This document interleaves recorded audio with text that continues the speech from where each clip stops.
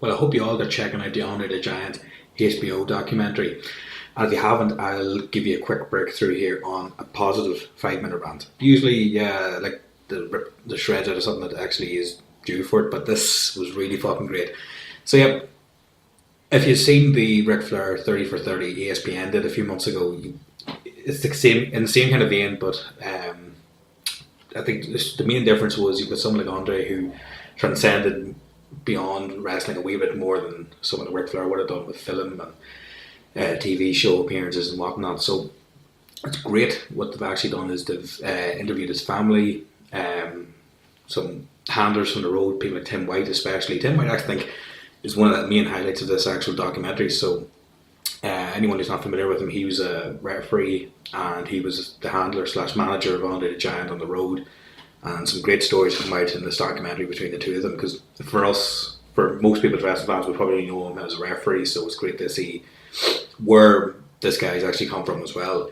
And yeah, to be honest, I think I was expecting to see people like Harley Race and so forth getting interviewed on this, but still you had the usuals. And I'm glad I had people like Ric Flair and coming in and yeah, his actual thing where he still believed that he had Andre had 2 rows of teeth and 2 hearts and everything was actually really funny. And you've got Vince who, it's actually funny to see Vince playing along with some of the antics backstage with Andre and other people. So I'd say it's probably got a lot more heart in this documentary compared to the Ric Flair 30 for 30, which was just more about his excess and stuff, whereas this had to answer questions to people about Andre's health and some of the things you would think about, like Dave addressed, whereas like how would he be comfortable in that kind of a frame back then? I mean, I'm sure even today he would be uncomfortable in a lot of situations, but thinking about 20, 30 years ago, fuck, it must have been insane for the man. So there's great stories and some of the footage of some of the matches from his earlier days, Jesus, before the gigantism really caught hold of him, like it's insane to see the difference. But yet again, it explains as well that Vince had booked him as a slower, bumbling giant kind of figure. So a lot of things are answered. There's a lot of information there that normal fans would know, but there's a lot of things to kind of get people involved. It brought up the hype, especially for, of course, the WrestleMania 3 match. Of course, we knew that was going to be mentioned, but yes, they focused on it a lot. And to be honest, after a while you start thinking, fuck, is this just the Hulk Hogan experience now? We're going to have to listen to him, listen to Terry talk for fucking 20 minutes and you see all the yellow fucking on the screen and spandex, whatnot. I don't need to see all that shit again. But as I said, there's different people chiming in and building up the hype for it and why it was so important and why it's so significant, why it's always a measure stick for WrestleMania especially. So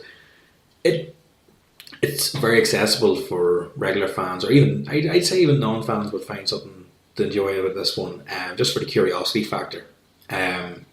Because it's very hard nowadays to try and think of someone that's that recognisable just for based on appearances nearly.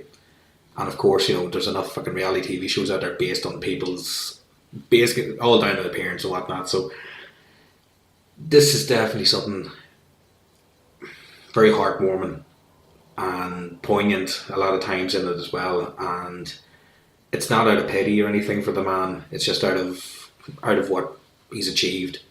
And as I said, like family and everything were interviewed. They showed he went as far as showing some of the furniture and everything that was made for him. And Andre himself brought up one of the interviews in it that people are accommodating for blind people or for deaf people and what he goes, but there's nothing really for someone of his stature, shall we say. So basically, I'm not rambling on like a fucking idiot again as usual, but what I'm trying to say is it is very accessible if you get the time to sit down and watch it. It's only about an hour and a half, actually, to be honest, and I watched it a few times. I'd say at least 3 or 4 times. I keep skipping back to certain parts because there's great photographs as well in it. And there's one particular where it's black and white and he's in the ring and he's waving and you've got a shot from behind and you can see the crowd of all the, let's say, older fans basically, and it's a great shot. So I'm trying to get a hold of that photo, so if anyone listening to this knows that particular photo, please drop me a link.